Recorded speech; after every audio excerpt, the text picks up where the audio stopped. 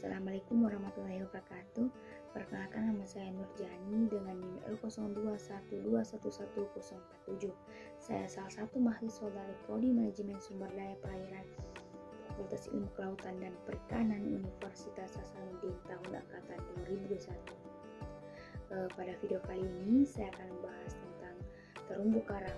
Nah, adapun video ini saya buat untuk memenuhi tugas mata kuliah Ekologi Perairan Tropis. Langsung saja kita melangkah kepada inti pembahasan. Yang pertama yaitu pengertian terumbu karang. Nah, terumbu karang atau coral reef merupakan kumpulan binatang karang atau polip yang hidup di dasar perairan dan menghasilkan bahan kapur CaCO3.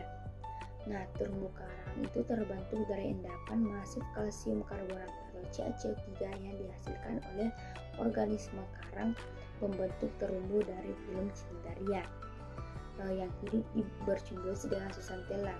Nah, Zooxanthellae sendiri itu merupakan kelompok Dinoflagellata fototropik yang umumnya terdapat sebagai endosimbion pada beberapa invertebrata laut. Luas terumbu karang di Indonesia adalah 42.000 km atau 16,5 dari luasan terumbu karang dunia yang seluas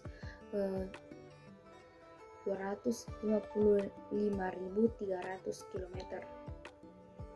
Nah, adapun faktor-faktor pembatas kelangsungan hidup karang antara lain yaitu pertama, suhu. Jadi terumbu karang itu hidup di perairan dengan rata-rata suhu tahunan 19 derajat Celcius sampai dengan 20 derajat Celcius. Dengan pertumbuhan optimal terjadi pada suhu 25 derajat Celcius sampai dengan 30 derajat Celcius. Jadi pada suhu rata-rata tahunan di bawah 14 derajat Celcius, pertumbuhan karang itu terhambat, bahkan dapat mengakibatkan kematian. Yang kedua yaitu cahaya. Jadi cahaya yang cukup itu harus ada untuk keperluan fotosintesis oleh simbiotik Zooxanthellae di jaran karang. Yang ketiga itu salinitas. Jadi karang hermatifik itu tidak dapat bertahan pada salinitas yang menyimpang dan salinitas normal, mulai dari 32 per mil sampai dengan 35 per mil. Yang keempat itu kedalaman. Jadi terumbu karang itu tidak dapat berkembang pada perairan dengan kedalaman lebih dari 50 meter. Yang kelima itu sedimentasi. Jadi sedimentasi itu dapat menutupi permukaan karang. Karang juga umumnya tidak dapat bertahan dengan sedimentasi yang berat, di mana hasilnya itu bekerja untuk membersihkan mukosa tubuhnya dan menyumbat struktur pemberian makan mereka. Yang terakhir itu pergerakan massa air berupa gelombang arus yang berperan dalam pertumbuhan karang, yaitu dengan membawa oksigen terlarut dan makanan. Nah, selanjutnya itu klasifikasi terumbu karang. Adapun klasifikasi terumbu karang, yang pertama itu karang bercabang, kedua itu karang masif atau padat, yang ketiga itu karang submasif, selanjutnya itu karang jamur atau seliter, karang meja, karang lembaran, yang terakhir itu karang menjalar. Selanjutnya itu tipe terumbu karang. Jadi berdasarkan jenisnya, tipe terumbu karang itu terdiri dari dua, yaitu terumbu karang lunak atau soft coral dan terumbu karang keras atau hard coral. Terumbu karang lunak atau soft coral ini merupakan terumbu karang yang tumbuh di sepanjang pantai, cenderung subur karena mendapatkan sinar matahari yang cukup. Jadi terumbu karang ini tidak membentuk karang, contohnya yaitu sea fingers dan sea weeds. Yang kedua yaitu terumbu karang keras atau hard coral. Jadi terumbu karang ini merupakan pembentuk utama ekosistem terumbu karang. Walaupun terlihat sangat kuat dan kokoh, karang ini sebenarnya sangat rapuh dan sangat rentan terhadap perubahan lingkungan, contohnya brine coral dan elko coral.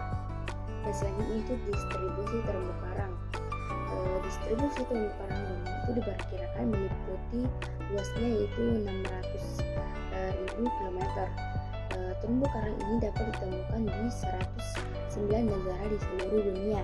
Namun diduga sebagian besar dari ekosistem ini telah mengalami kerusakan atau dirusak oleh kegiatan manusia. Setidaknya terjadi di 93 negara. Jadi berdasarkan distribusi geografisnya, maka 60% dari terumbu karang dunia ini ditemukan di Samudra Hindia berada di Samudra Pasifik, dan sisanya itu terdapat, dan sisanya 15% itu terdapat di Karimun Tengah. Nah, yang terakhir yaitu manfaat dari terumbu karang. Jadi adapun manfaat dari terumbu karang yaitu sebagai gudang menghayati biota-biota laut.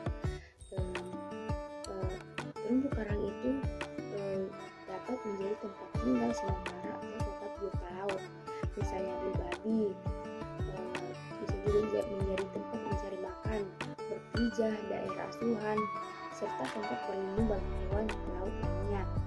Terumbu karang juga berfungsi sebagai tempat berlangsungnya siklus biologis, kimiawi, serta fisik secara global yang sangat tinggi. Terumbu karang juga merupakan sumber bahan makanan langsung maupun tidak langsung dan sumber obat-obatan.